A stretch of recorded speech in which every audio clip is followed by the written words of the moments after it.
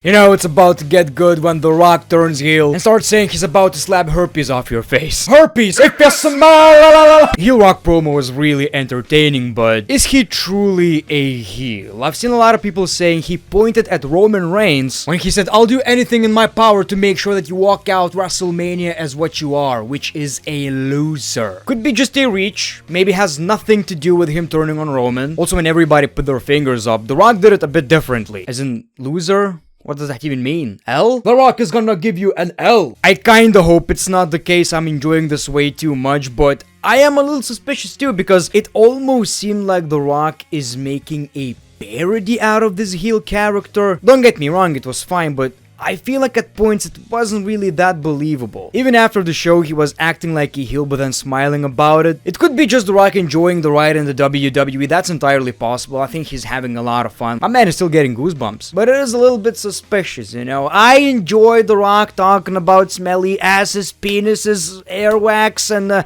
smelly toenails that grow up to your butt. He completely destroyed the audience. I feel like this segment was great, although I also kind of feel like we didn't get many answers. It didn't really progress anything, but now we know for sure that The Rock is a heel, I guess. So let me know in the comments below, do you believe that The Rock is actually a heel, or he's just playing with Roman Reigns right here? It does feel like he's being, "You guys are all fat!" because that's what The Rock said. Great joke, guys, right?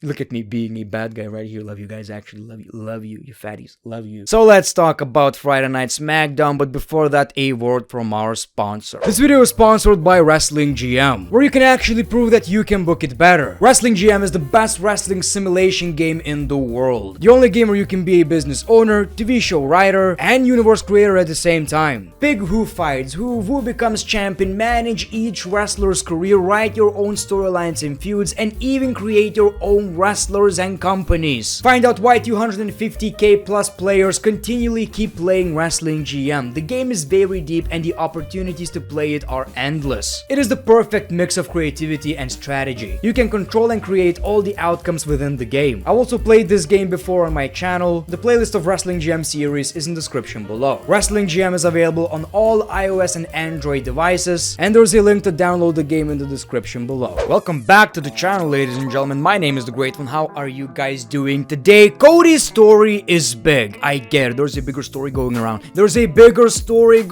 And it's me finishing my story, which is 500,000 subscribers. So if you haven't already, make sure to click that subscribe button. Make sure to turn notifications on to make sure this Lithuanian redneck achieves the impossible. Realistically, it would be 1 million, but let's be honest right here, this channel ain't getting 1 million. Probably. I don't think so. And also smash the like button. You guys know that one brings you benefits.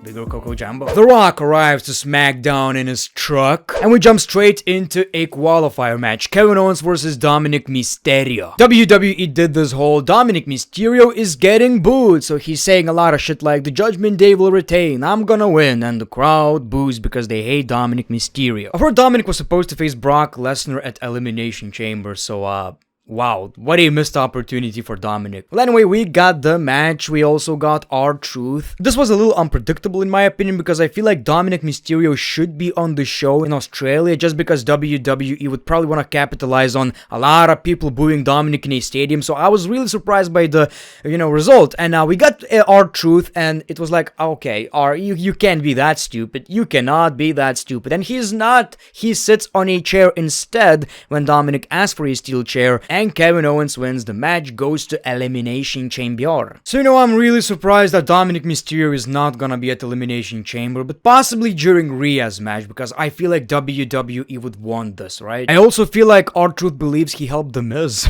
Drew McIntyre got a backstage interview. He says he needs to win the match and we see LA Knight. You wanna talk about your WrestleMania moment being stolen? I'll steal a moment from you once again. So we got this back and forth. We got some officials and it seems like next week we're getting a match between Drew McIntyre and LA Knight. It's one of these rare scenarios where a brand split is not that big of a deal, but like right now we're just breaking all sorts of rules.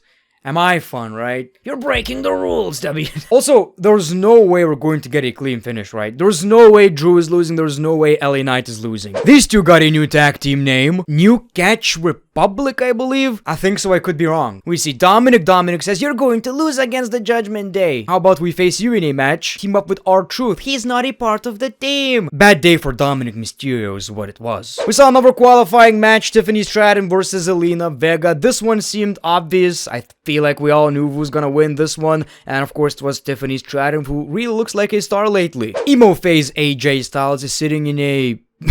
as we usually do. Carl says AJ clearly forgot where he came from and he got slapped by AJ Styles. Gallows calms Anderson down. It seems like AJ is leaving the faction. This has been going on for quite a few weeks now, and you guys know my opinion. I always felt like AJ Styles was better on his own. The Authors of Pain beating a couple of NXT talent who didn't even get an entrance, so you kinda know the result. Logan Paul says he's going to become a double champion at WrestleMania as we get The Miz versus Logan Paul. So this was a decent match, although Logan Paul made a couple of mistakes, couple of botches, which is understandable, not gonna blame him. I mean, the guy already proved himself. A couple of botches ain't gonna change that, right? It's pretty understandable why. This is a SmackDown, match. Doesn't even matter that much, but this was possibly the weakest Logan Paul's match in the WWE. Not to say that it was a bad match. His other matches were just so pretty damn good, There's something I want to complain about, the brass knuckles. I think we've seen enough of it. I really think so. And also the fact that he beat The Miz with a punch. Is that his finish? Look, man, I know what WWE are trying to do. He has a medal in his hand. No. When you have a punch as your finisher, you should only do your finisher. Every time you punch someone, that should be a finisher. So I hate that idea. When the Big Show is... when he's doing... when the Big Show... his fist is like my head. So when he does that, I can kinda believe that Logan Paul, nah, we ain't doing that shit. Boy, get a finisher. So yeah, Logan Paul is going to be in the Elimination Chamber match, which is honestly really exciting. This is a great addition. I think it was necessary. We got some girl drama, and it seems like Nick Aldis wants to get some superstars on SmackDown. Turns out it's Braun Breaker who really got a big crowd reaction, looked like a star. He's officially on SmackDown, our next face of the company possibly. I think this is a big deal. Naomi got a brand new theme song, which is kind of catchy anyway. I think it's pretty good. She faced Alba Fire. This was a qualifier match, and again, very expected, very predictable. Naomi takes the W. Great for Naomi. Came back to WWE, already getting some opportunities. Going to get a big crowd reaction in Australia, I believe. So good for her. So Dakota wants to be friends again with Bayley, I guess. I guess that's a way to put it. And Bayley, doesn't really trust her anymore. And again, she shouldn't be. It seems like Bayley is really smart, at least when it comes to the storyline, because she saw it coming, just like us. Like, she watches television, right?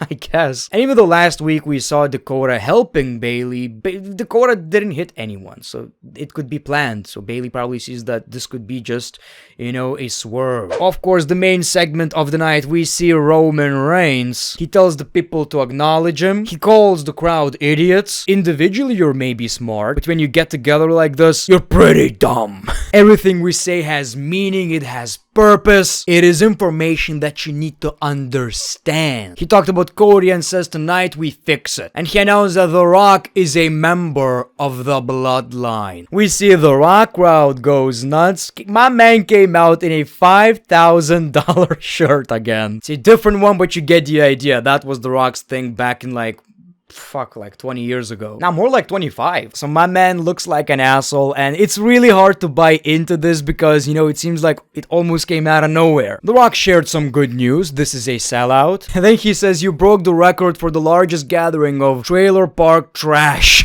Finally, your life has meaning. And they will all go home with a story to tell their large families, having looked at the greatness in the flesh. He says he's finally come back to Salt Lake City, and there is a new side of The Rock for fans to see. He says that side of him has always been there, and fans are seeing it tonight. He says fans had the biggest WrestleMania main event in their hands with him and Roman Reigns facing off, but it slipped between their fingers when they start being vocal about wanting to see Cody Rhodes in his place.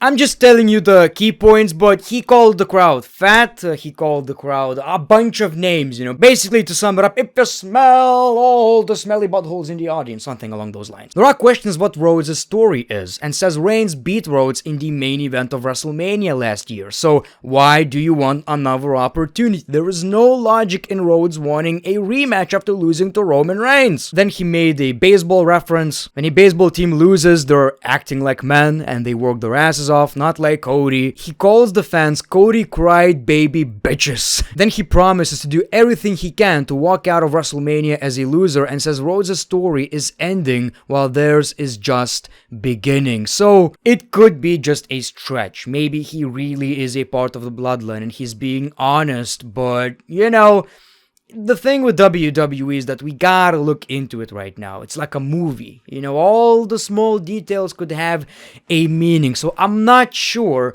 if The Rock is actually a part of the bloodline. Is he trolling Roman Reigns? Is he helping Cody at WrestleMania to set up Roman Reigns versus The Rock? Which could honestly make a lot of sense, I guess, in a way. I don't really like that. If Cody beats Roman, it needs to be clean. The only way I would be okay with it is if, let's say, Solo wants to interfere, but The Rock stops him, and the match continues. Then it's fair game, Cody didn't cheat. But man, this is a crazy visual. The Rock in the bloodline. What the hell is even happening in 2024? Now, don't get the wrong idea. I feel like the promo was really entertaining. I'm just saying that some of it felt like The Rock is maybe just enjoying it, you know, a bit too much, and it's kind of obvious, or he's trolling Roman Reigns, which is, I guess, I would be a little disappointed if I'm being honest. I want this to feel a bit more real. I don't know. Just my opinion. But thank you for watching this video. Appreciate your time. Let me finish my story by clicking the goddamn like button, by subscribing to the channel. People, I want to do the impossible. Thank you for watching this video. The Great One. Peace, love, and hugs. It's been a pleasure.